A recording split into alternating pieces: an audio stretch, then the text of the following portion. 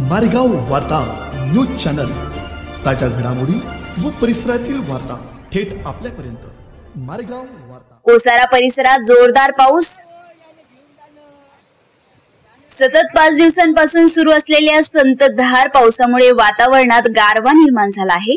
तालुक्यात अधिकांश कपाशीच्या पेरण्या आटोपल्या असल्या आणि शेतकरी आनंदात असले तरी सततच्या पावसाने कोसारा परिसरातील शेतांना तलावाचे स्वरूप प्राप्त झाले आहे। जर पाऊस असा सतत सुरू राहिला तर पिकांना मोठा फटका बसण्याची शक्यता नाकारता येत नाही। तालुका महसूल प्रशासनाने आतापासूनच सदर परिसराच्या पाहण्या सुरू कराव्या असं येथील शिवसेना उबाटा संपर्क प्रमुख तथा उपसरपंच सचिन पचारे यांनी आमच्याशी बोलताना सांगितलं। पाणी शेतात भरल्याने पिकाला नुकसान होण्याची शक्यता आहे। बांधावरील तूर व भाजीपाला पिकाचेही नुकसान होण्याची शक्यता आहे। हे शेतकऱ्यांवर आलेले फार मोठे संकट असल्याचे नाकारता येत नाही असेही पचारे म्हणाले।